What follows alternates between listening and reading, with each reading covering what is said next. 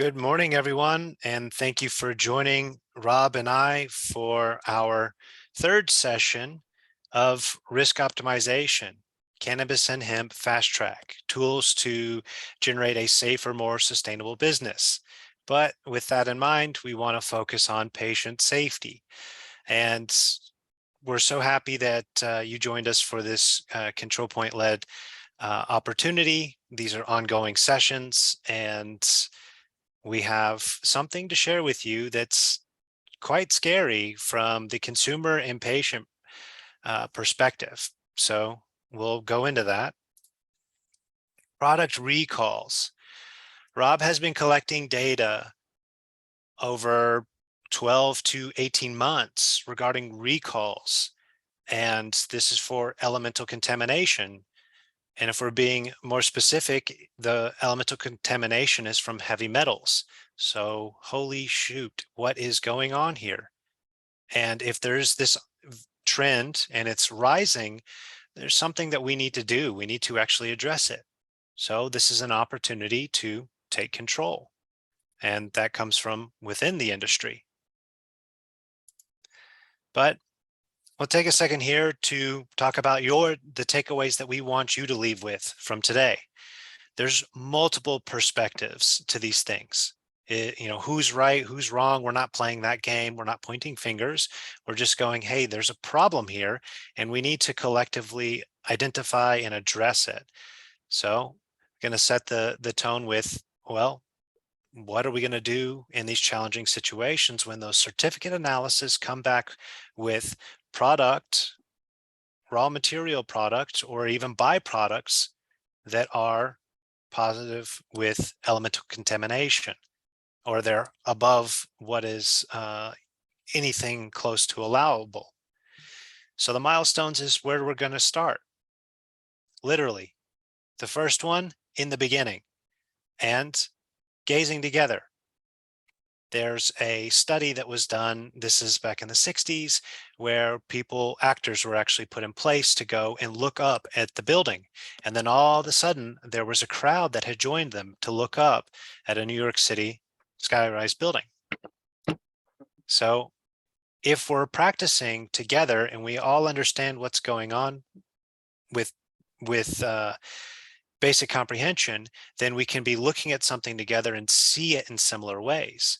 But we could also have different insights. So let's not beat each other up if we don't all agree.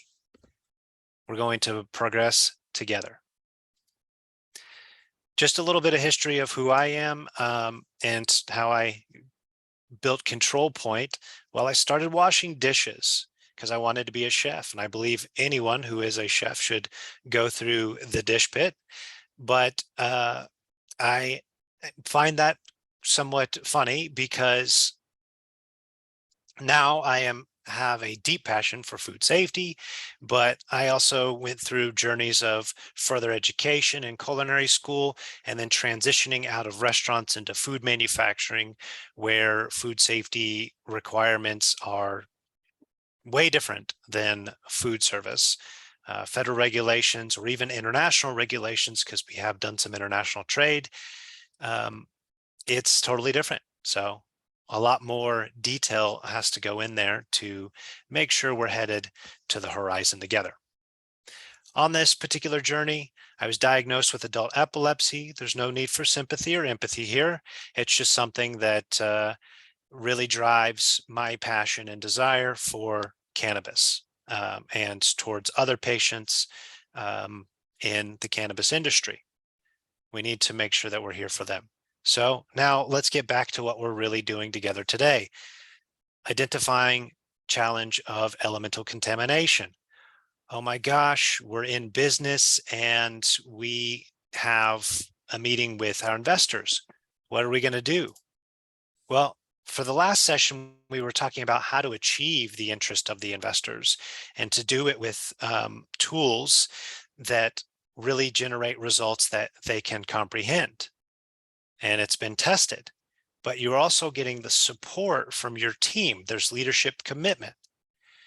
Well, this is where you can go, hey, we have a problem here, and this is what we've identified. And to show that you have complete control, your opportunity is to use risk optimization. In other contexts, think of it as a risk assessment using a Excel workbook that is calculator-like. So some of it is autonomous to give you results of, is this going to give us what we're targeting, or are we straying away? Well, in this particular meeting with your board members, you can show how through those educational experiences, what has transformed and how you have been able to identify this challenge. Now you're going to actually generate a long-term solution, something sustainable, something feasible. It's important before we get too deep into this, because with my passion, I can go very fast and very far. Let's just take a look at some of the history. And some of the information I'm about to share with you actually comes from Victor Mulial, who is probably teaching a group of 50 students right now through Risk Optimization Resource Center based out of cannabis. And when cannabis went live in Canada,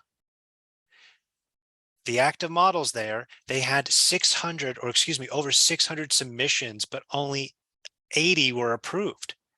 What does that tell us, even if we have no idea what was in those applications to be licensed to operate?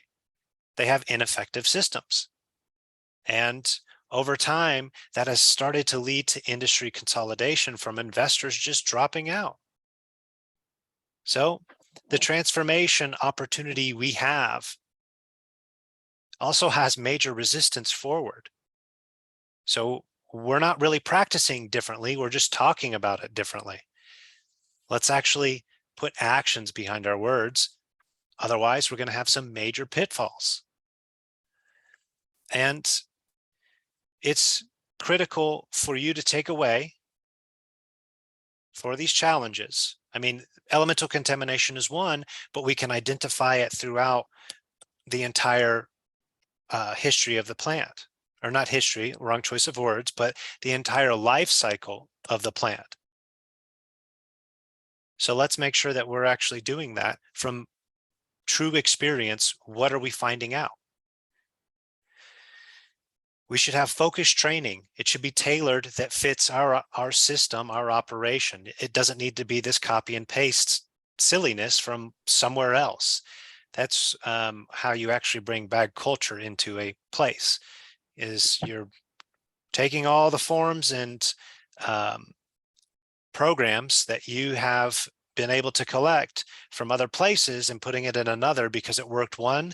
Is it going to work the next? No, not necessarily. We need people to believe in this.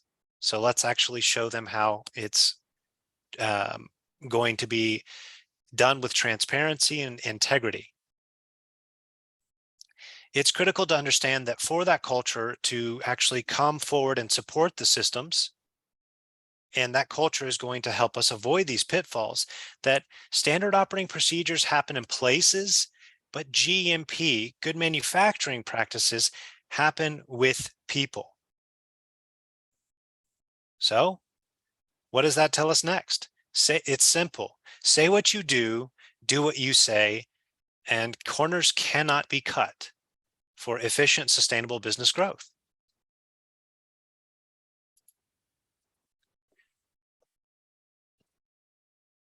You had a little bit of insight that we were going to start with the beginning.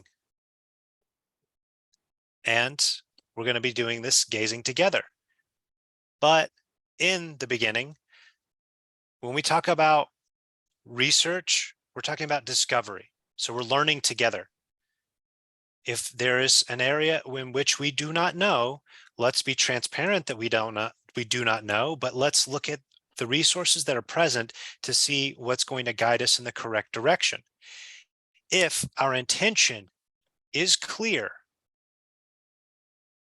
what we want to do, it's in the back of our minds, and it's what we're sharing to other people, our attention will be in the correct direction.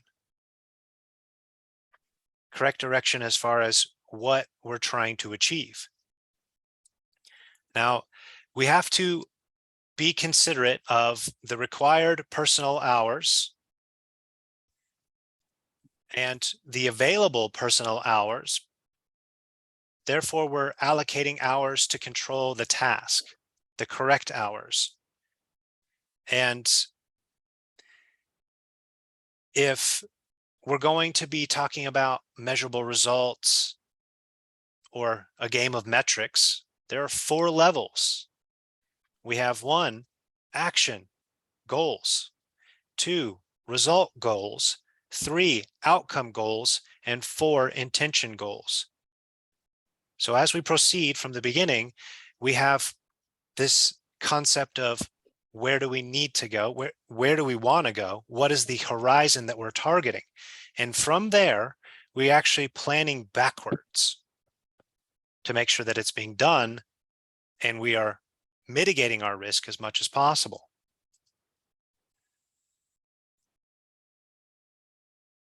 We believe that risk optimization is so powerful, it's like a ladder. One must learn by ascending the rungs. From the top, the intention and outcomes look self-explanatory because you cannot see or have forgotten that the lower rungs of action and results. Walking is thousands of actions and results, long forgotten for all times, except for 1-year-olds. A component of the walk is the tools for the walk to understand what is or is not being achieved. Real worlds are always an ecosystem of internalities and externalities and the ever-changing phenomenon called the marketplace. Thus, all one can do is give one's word to fulfill and intention, create these outcomes with fulfillment when made real, create the results that when accomplished will make the outcome real. Then take the actions until they produce the results. In other words, we'll break it to very simple words. Act, learn, and adjust the whole time.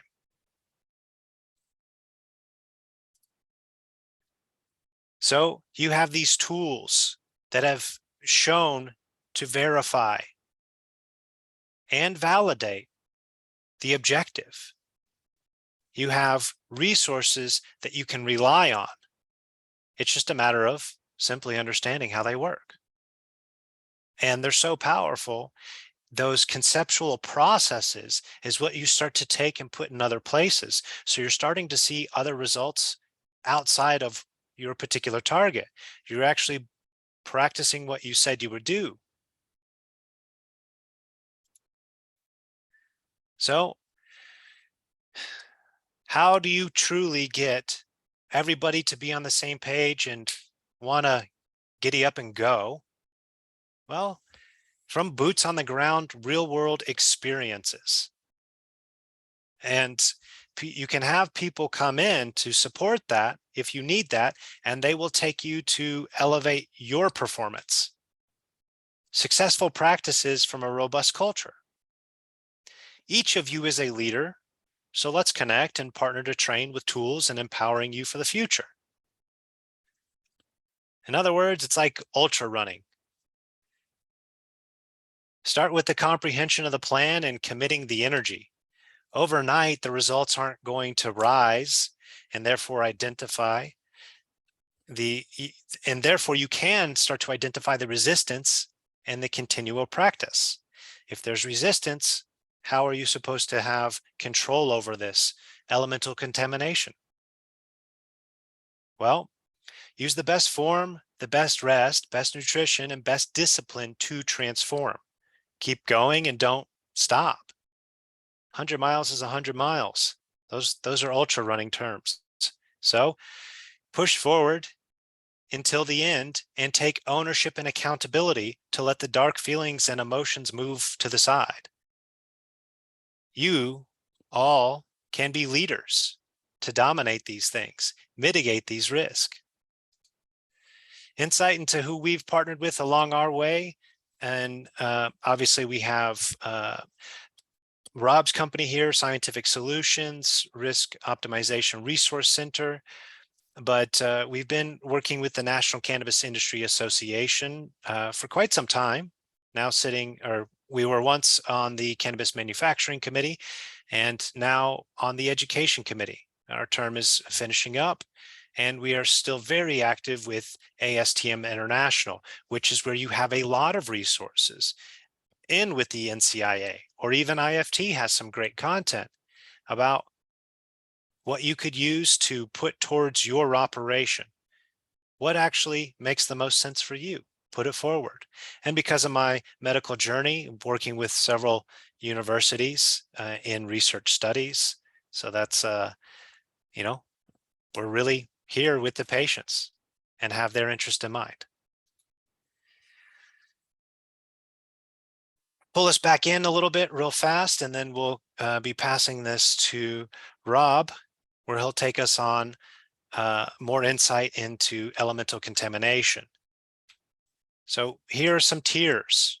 For simple context of each of these tiers in risk optimization, think of it as advanced hazard analysis. If you're not sure, put a question in the comments and we'll answer it at the end. But control tiers to target information and monitor and demonstrate cannabis safety management systems. But senior management has to be participating, or there has to be a transformation with them as well. And the tailored training.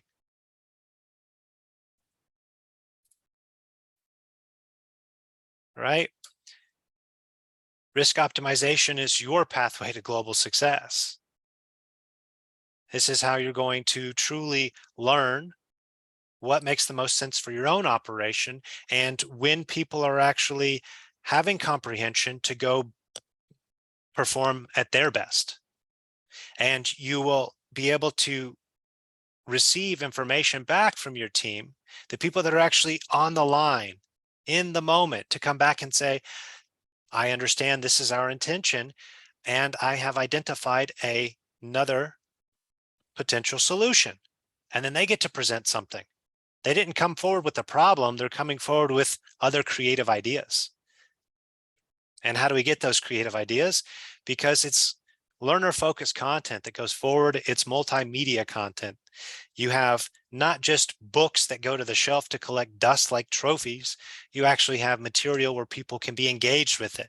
In the break room, it may be up on the wall and running in cycles. This is the newest update. This is what we needed everybody to know, and this is how we're informing them. And then we can engage with them back on the line.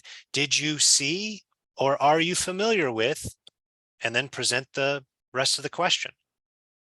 But these tools are for working fast. Now, again, these results don't just come overnight, so be conscious of that. And we're going to pass the floor to Robert Thomas, who's become a very good friend and an excellent beer master, but he will take you through the rest of this and keep pushing those questions forward. We have Q&A coming up at the end. Good day, everyone. Thank you, Trevor, for that excellent introduction. My name is Robert Thomas, and I run my own consulting company, which focuses on the educational needs of the cannabis testing industry, and in particular, the measurement of heavy metals. My talk today is focused on understanding sources of elemental contaminants in cannabis and hemp consumer products, and in particular, how the cannabis industry can learn from the almost 20 years it took to fully investigate and regulate elemental impurities in pharmaceutical materials. So let me dive right in to give you an overview of my presentation. Next slide, please. I'll kick off with the current status of heavy metal regulations for cannabis and hemp, particularly the limitations of a fractured state-based system. I'll then focus on how the pharmaceutical and dietary supplement industries investigated a better understanding of elemental impurities and how they abandoned the 100-year-old qualitative colorimetric test for lead and replace it with a risk-based daily exposure limits using plasma spectrochemistry testing procedures. I'll also offer my perspective on what the cannabis and hemp industry can learn from this process and give my thoughts on how the industry should move forward with federal oversight around the corner. Next slide, please. So where is cannabis legal in the US today? Here's a map of the US with light green representing states where medicinal cannabis is legal and dark green where both recreational and medicinal is legal. It is legal for both medicinal and recreational use in 37 states, with 18 of them allowing for medical use. Most of these 37 states have heavy metal limits. The majority just specify 4 heavy metals, known as the Big Four: lead, cadmium, arsenic, and mercury, while New York State adds nickel, chromium, antimony, zinc, and copper. Maryland, Missouri, and a few other states add chromium to the Big Four. However, Michigan also includes inorganic arsenic and not total arsenic, as well as chromium, copper, and nickel. Oregon currently has no heavy metal limits at all, but is expected to sometime in 2023. Let's take a brief look at some of the individual states. Next slide, please. This is a summary of 7 different states: California, Colorado, Oregon, Maryland, New York, Connecticut, and Massachusetts, together with the United States Pharmacopoeia, Chapter 232, permitted daily exposure limits for elemental impurities in drug products. USP Chapter 2232 for PDE limits for dietary supplements, and the American Herbal Pharmacopoeia limits for heavy metals in botanical and herbal products. A few points to emphasize. USP Chapter 232 defines a total of 24 elemental impurities based on the drug delivery method, which is oral, parenteral, inhalation, and transdermal, while Chapter 2232 only defines the Big Four heavy metals in dietary supplements. So in this table, 9 of those elements have been included to reflect the Big Four plus the additional elements regulated in other states. It's also very important to emphasize that Chapter 232 limits in this table are based on micrograms per day. So to know what's allowable in the actual drug or supplement, these limits must be recalculated based on the suggested daily dosage for the drug or supplement. So for example, if the maximum dosage is 10 grams per day, these limits must be divided by 10 to convert a microgram per gram in the drug. Let's take a closer look at 3 of those states, which emphasizes the inconsistency of these regulations. Next slide, please. Let's begin with California. California was the very first state to regulate cannabis in 1996, and as a result, it is considered the gold standard with regard to cannabis regulations. California limits are defined in microgram per gram in 2 different categories: inhalation cannabis products and all other cannabis products. So these are the same as USP Chapter 232 PD limits for inhaled and oral drugs respectively, based on 10 grams per day. However, it's also worth pointing out that even though typical pharmaceutical PDEs are based on 10-gram maximum doses per day, we really have no way of knowing in what quantities people consume cannabis products. Another point to emphasize is that California requires a minimum of 0.5 gram for carrying out heavy metal determinations, while most other states do not have this stipulation and lower weights are allowed. Next slide, please. Here are the limits for Colorado, which are a little more complex to explain than California. Colorado limits are categorized by heavy metals of interest in the first column, acceptable limits in the second column, and products to be tested in the third column. The acceptable limits are defined in part per million in the product and not microgram per gram. Besides inhaled and oral, they also include limits for transdermal products via the skin. So the limits for inhaled products are based on USP Chapter 232 limits for inhalation drugs, but the limits for oral drugs are based on USP Chapter 2232 for dietary supplements. And to complicate things even more, the topical values are based on FDA limits for heavy metals in cosmetics. Next slide, please. Here are the limits for Connecticut. They are defined a little differently because they're based on microgram of heavy metal contaminants per kilogram of body weight per day. So it's very difficult to get a good understanding what this means with regard to maximum daily consumption, because it's only based on the body weight of the consumer. However, in toxicology studies, very often a typical body weight of 60 to 70 kilograms is used, but you still need to know what is the recommended consumption per day of cannabis products to make the calculation of the heavy metal maximum allowable limits. Next slide, please. Okay, so let's talk more about the PDEs defined in USP Chapter 232.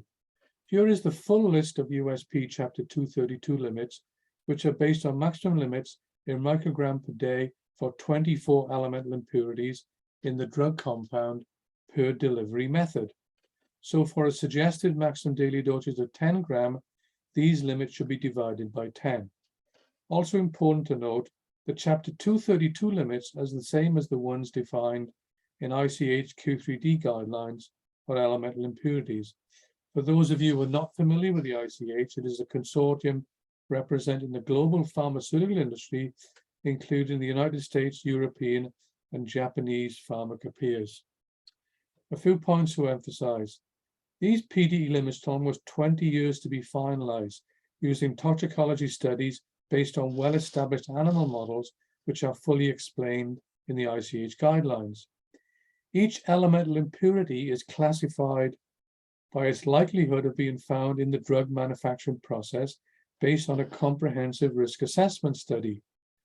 In addition to USP Chapter 232, USP Chapter 2232 for dietary supplements, and USP Chapter 233, a plasma spectrochemistry analytical procedure, was also approved to replace the 100-year-old sulfide colorimetric method for lead. Next slide, please. So what elemental impurities could end up in the drug product based on the risk assessment study? They identified 4 potential sources. Let me go through each of those. The first one, elements intentionally added in the formulation of the drug substance. Examples of this include platinum group catalysts, which are often used in the organic synthesis of drugs. Second, elements that are not intentionally added, but could be present in the preparation of the drug product. Examples of this might include talcum powder, which is used primarily for tablet compression. Talcum powder is basically a magnesium silicate that is mined from the earth, so it can potentially contain high levels of certain heavy metals. The third category are elements that are introduced in the drug substance from the manufacturing equipment itself. Examples of this include the leaching out of chromium, nickel, and iron from stainless steel mixing or storage vessels. And the fourth category is elements that have the potential to be leached into the drug product from storage containers or closure systems. Examples of this might include transition metals in some plastic and glass materials. The bottom line was that regulators require the pharmaceutical industry to have a comprehensive understanding of elemental impurities in its drug products by categorizing them by their toxicity and the likelihood of finding them in the manufacturing process. Since 2018, all manufacturers of pharmaceuticals are liable to be visited by the FDA inspectors at any time and be expected to show data that elemental impurities are below these PDE limits. Next slide, please. Let's talk more about the toxicity classification of these elemental impurities. This is a slide of PDEs defined in Chapter 232 in microgram per day for the 4 different drug delivery systems. But this time, I would like to emphasize the second column in the red box, which is the classification of the elemental impurity. Class 1 includes the classic heavy metals, lead, arsenic, cadmium, mercury, which are human toxicants that have no use in the manufacture of pharmaceuticals. These should be evaluated at all times. Class 2A elements have a high probability of occurrence in the drug product and also should be evaluated at all times. Class 2B elements have a reduced probability of occurrence related to the low abundance, and as a result can be excluded unless they're intentionally added during the manufacture of the drug product. And the final class is class 3, which have relatively low toxicity by the oral route of administration, but could warrant further consideration for inhalation and intravenous routes. Next slide, please. So with this as background information, let's take a big picture look at the potential sources of elemental contaminants in cannabis consumer products. We can break these sources down into 3 main categories: cultivation and growing, extraction and processing, and packaging and delivery. So let's go through these 3 categories in more detail. Cultivation and growing sources. First point to emphasize is that cannabis and hemp are considered hypoaccumulators of contaminants in the soil, have been used for phytoremediation purposes to clean up heavy metals from toxic waste sites. So if plants are grown outdoors and there are high levels of heavy metals in the soil, they will likely end up in the plant and in the flower. On the other hand, if the cannabis plant is cultivated indoors in greenhouses, where the growing conditions are far more stable and consistent, it is likely the levels of heavy metals could be much lower.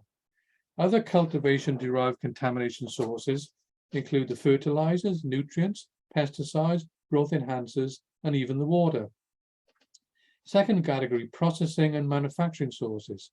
These include the extraction and purification process, including cutting equipment such as shears, blending mixing containers, storage vessels, plus edible product recipe ingredients, and tablet or capsule formulations are all used to dilute the extract. The third category is packaging sources, such as low-quality plastic or glass bottles, and even inks used in graduated droppers, which are all notorious for having metal contaminants. And a final point I'd like to emphasize is that vaping delivery systems are becoming the delivery system of choice for many cannabinoids, and it's well recognized that metal particles are being generated in the aerosol by corrosion of metallic components at elevated temperatures and being inhaled by the vape pen consumers. Next slide, please. So what elemental contaminants could potentially be of concern in growing cannabis and the manufacture of cannabis consumer products? If the plants are grown outdoors, there are about 15 heavy metals found in natural ecosystems, and contamination from industrial activities such as mining, metal refineries, iron and steel plants, petroleum and petrochemical plants, fossil fuel power plants that could potentially end up in the plant. Also, decades of using lead-based paint, lead water pipes, and leaded gasoline have all left their mark on the environment. For example, it is well recognized that soil near major highways has higher levels of lead beneath the surface from using leaded gasoline. In addition, certain fertilizers, nutrients, and growth enhancers can have elevated levels of metals, including copper, chromium, nickel, silica, and even mercury. The list of elements shown here are ones taken from compelling evidence in the public domain of heavy metals being taken up by various levels by the cannabis plant. There is also the potential for elemental contaminants during the extraction and purification of the cannabinoids. There is no question that if the elemental contaminants find its way into the plant and into the flower, there's a good chance they will end up to some degree in the cannabinoid extract. The degree of extraction will be impacted by the extraction method, the solvent used, and the temperature and pressure used for extraction. In addition, based on the purification process, the heavy metals could be concentrated further down the processing line. In addition, the manufacturing process could further compound the problem based on the metallic equipment used, such as stainless steel cutting shears to cut the flowers, grinding the cannabis plant material, or mixing the cannabinoid extract with diluent oils or cutting agents, which could be contaminated, or just putting them into dirty glass dropper bottles, or contaminating delivery systems such as vaping pens. As Trevor mentioned, there have been a number of product recalls over the past 6 to 12 months, which emphasizes these points. Let me give you a few examples in more detail. Next slide, please. I have tracked approximately 20 reports of product recalls over the past 12 to 18 months of elevated levels of heavy metals in consumer products. 5 of them are shown here. 2 for CBD oils in Florida, 1 for marijuana buds in Michigan, and 2 for vape pens in Maryland and Hawaii. In fact, one of the cases in Florida showed lead levels were approximately 30 times higher than the regulated action limit of 0.5 ppm for lead. There have been many more reports like this. Next slide, please. So let me finish by summarizing my thoughts on future regulations for heavy metals in cannabis. The current list of 4 heavy metals, lead, cadmium, arsenic, and mercury, is clearly inadequate. However, the 24 elements required by the pharmaceutical industry might be an overkill. However, it's absolutely critical that the cannabis industry has a much better understanding about the many potential sources of heavy metals in its products. I think that elemental contaminants derived from the cultivation and manufacturing process would warrant regulating at least an additional 10 elements in addition to the big 4. So a future list of federally regulated elements in cannabis could include the big 4 plus the 5 elements required by the other states, plus an additional 6 elements based on compelling evidence in the public domain, making a total of 15. However, it's absolutely critical the industry carries out a comprehensive risk assessment study to fully understand the sources and the toxicity of the metals that are most worthy of consideration. Next slide, please. An indication the industry is slowly moving towards an extended panel of elemental contaminants is evidenced by the National Institute of Standards and Technology developing a hemp-certified reference material for 13 toxic metals, including uranium, which includes the big 4 plus cobalt, vanadium, chromium, manganese, molybdenum, nickel, selenium, and uranium. This scientists argue that hemp is more in line with tobacco products and should be regulated in a similar manner. In addition, the United States Pharmacopoeia has published a draft monograph for CBD for use in FDA-approved drug formulations requires 24 elemental impurities as defined in USP Chapter 232 to meet compliance. Finally, I sit on an ASTM subcommittee that is currently in the process of writing an ICP-MS method for measuring up to 24 elemental contaminants in cannabis and hemp defined in USP Chapter 232. This will be published very soon. But at the end of the day, the only way the industry is going to know what elemental contaminants are worthy of consideration is to carry out a comprehensive risk assessment study similar to the pharmaceutical industry to identify where these sources are and at what levels. It is only then can we specify the panel of elements to monitor and the toxicity impact on cannabis and hemp consumer products. Last slide, please. To emphasize this message, I have written a white paper in the online journal Analytical Cannabis on the benefits of a comprehensive risk assessment strategy to better understand sources of heavy metal contaminants in cannabis consumer products, based on how the pharmaceutical industry approached the problem. The link to the publication is given here. With that, I thank you for your attention, and I'll hand you back to Trevor to offer some final thoughts. Thanks a lot. Thank you very much for that, Rob.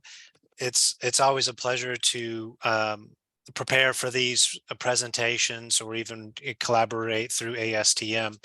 But thank you very much for all the time that you've dedicated. It's really appreciated, especially if, as a patient in the industry and an advocate for all. So we're going to get into some Q&A, and let's get started. There's some really awesome questions in here.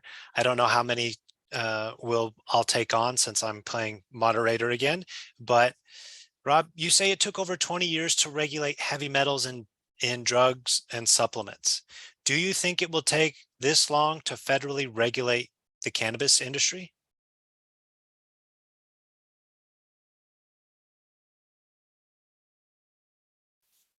Oh, you are on mute, boss.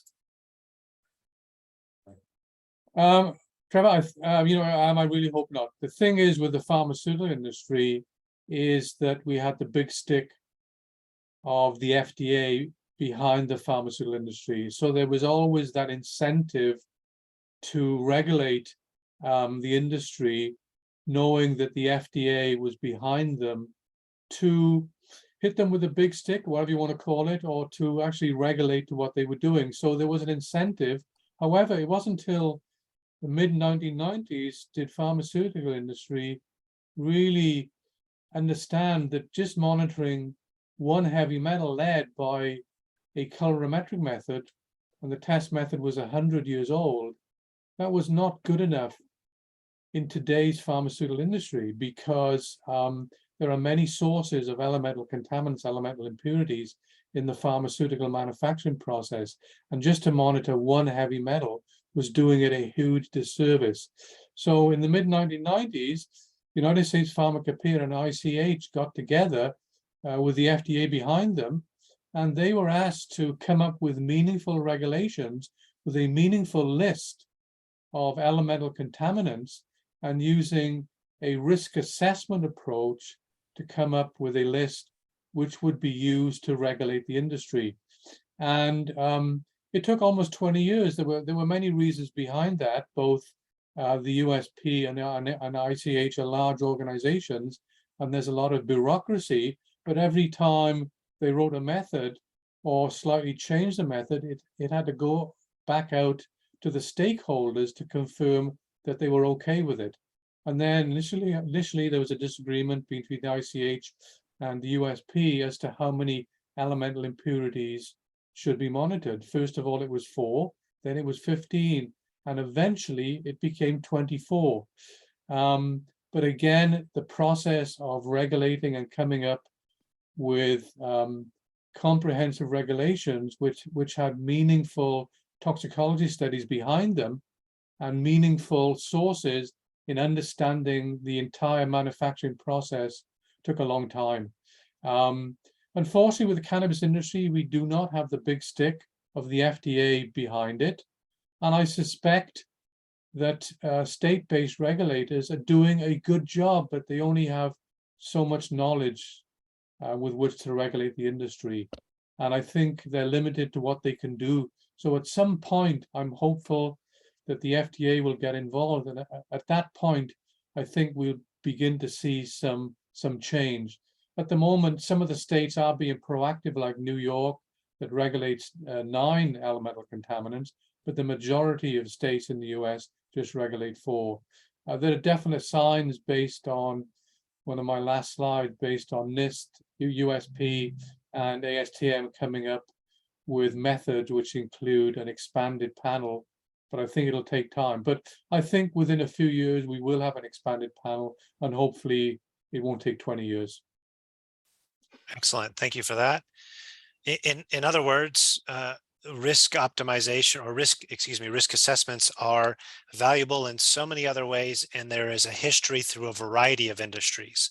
So we can take that forward and possibly knock on the state regulators' doors and say, we come bearing gifts. Here's some insightful information, which could help them further understand more about the industry. But since you mentioned NIST, I'll jump to that question. You mentioned uranium as one of the metals in the NIST hemp CRM. Where does it come from? Yeah, this was a big shock when I saw the initial data on the NIST hemp certified reference material, and I saw uranium was in the list of 13 elements. I think it was a big shock to a lot of folks. But what happened was that when NIST produces a CRM, they obviously have to do a lot of analysis to get a representative sample of hemp from all over the country.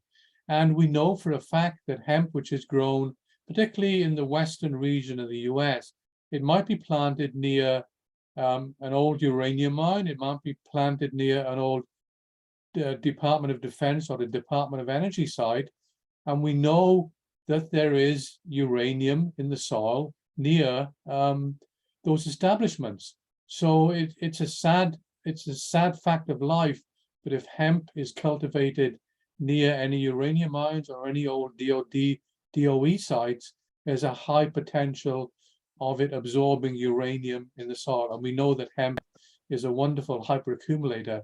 It will suck up any contaminants in the soil, heavy metals, radionuclides, transition metals. And unfortunately, some of the early data that I saw from the NIST hemp CRM showed up to a couple of ppm of uranium. Now, that might not sound a lot, but many of the regulations for the heavy metals, the traditional heavy metals like lead, is a half a ppm.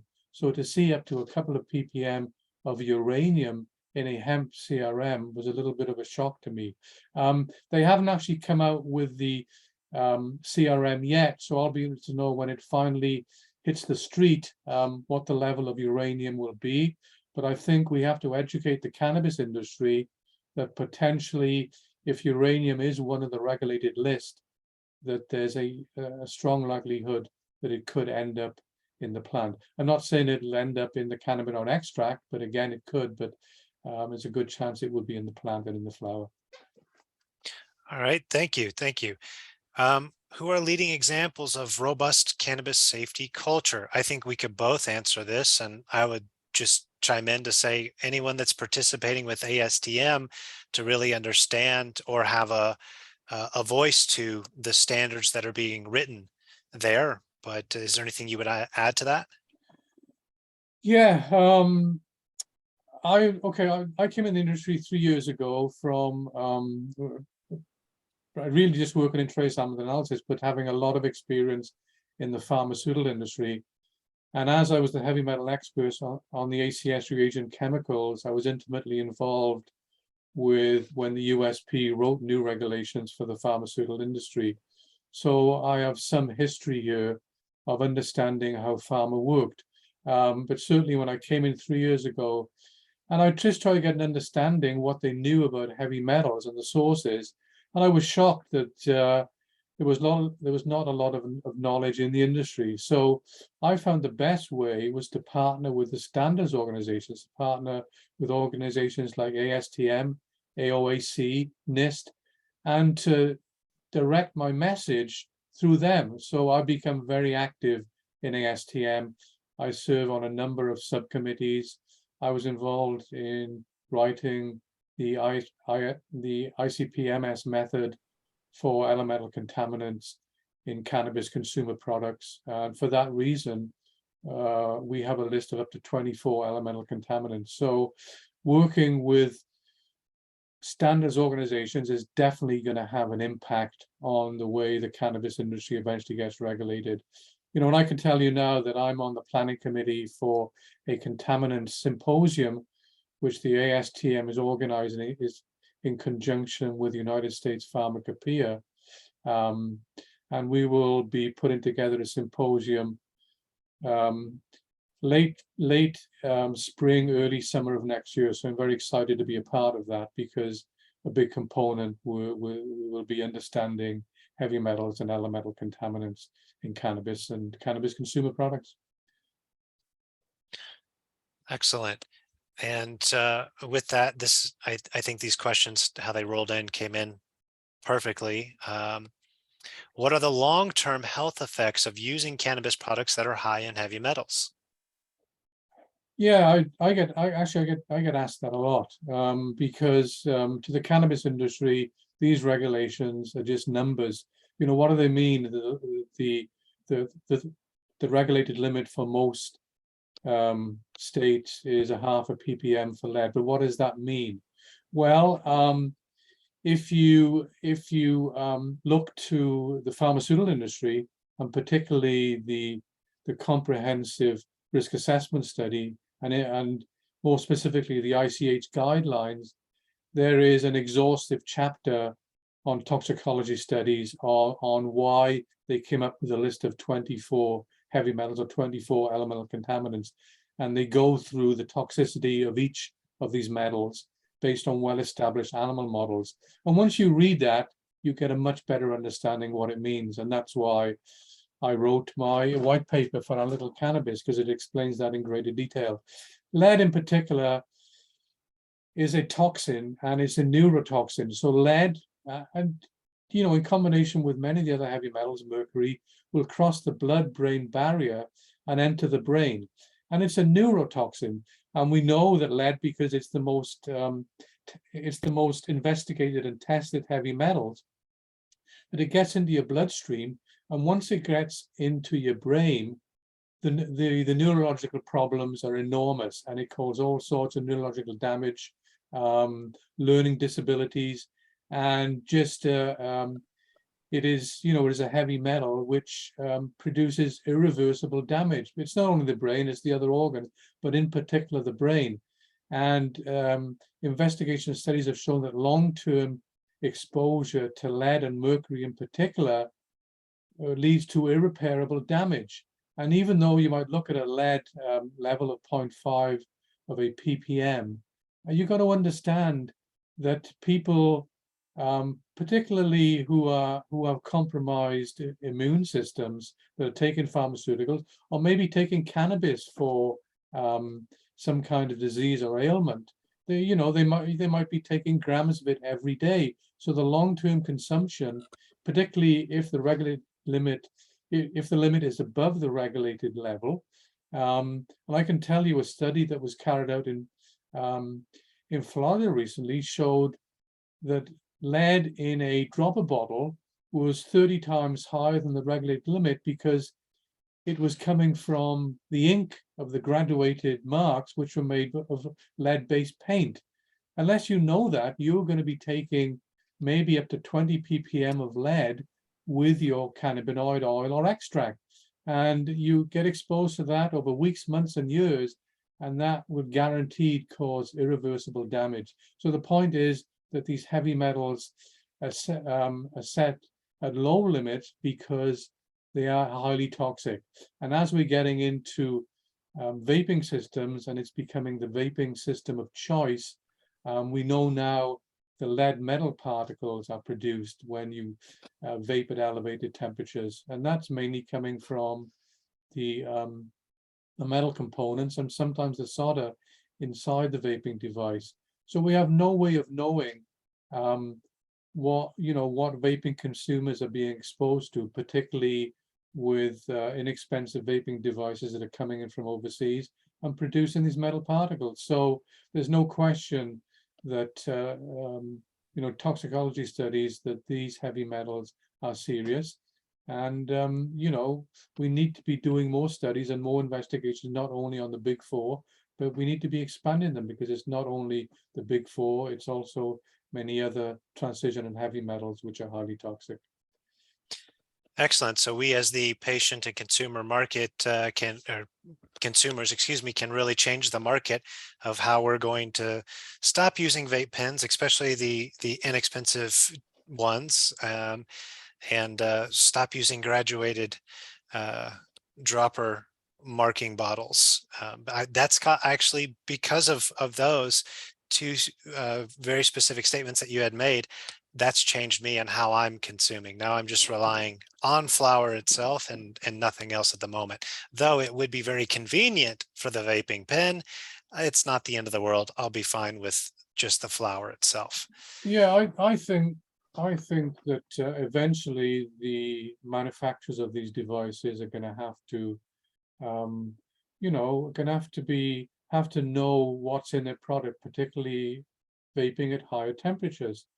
And I see signs now of more higher purity vaping devices coming on the market. I saw one the other day, where the tank was made of zirconium oxide, and that's highly resistant. And I see that as being an option coming out with vaping devices that are not made from stainless steel, brass, nichrome, Niconel. So some of these materials, especially when you're talking about the cannabis extracts and oils, particularly at elevated temperatures of 200 to 300 degrees Fahrenheit, they corrode. So the more resistant the metallic component, particularly the tank, the more safe they will be. And I also saw a little while ago that there's one device which is all plastic. It's all polymer, I haven't seen that. I don't know how it works, but that would be one option. But obviously, there has to be some metal in the device because there has to be some resistance. There has to be some kind of heating mechanism. So I'm not too sure how they can eliminate all the metallic components. But these I see as positive signs. Is the vaping manufacturers are realizing that they can't go on manufacturing these devices. They, they have a responsibility to come up with safe devices. Well, hopefully they can stop paying attention to the bottom line and being greedy and be more authentic and I think operate with so. integrity. I think But so. Yeah. that's going to wrap us up for this session, and we can always take the unanswered questions and uh, put them out as far as the answers to them when we put all this content on the website, and then access to Robert's papers. There's a lot of content there. Thank you so much for being with us, Robert. It's always a pleasure, and I look forward to the next session together. And that's really it for today. Okay. Thank you, Trevor. Appreciate it. And I look forward to the next one. Me as well. Ciao for now. Bye now.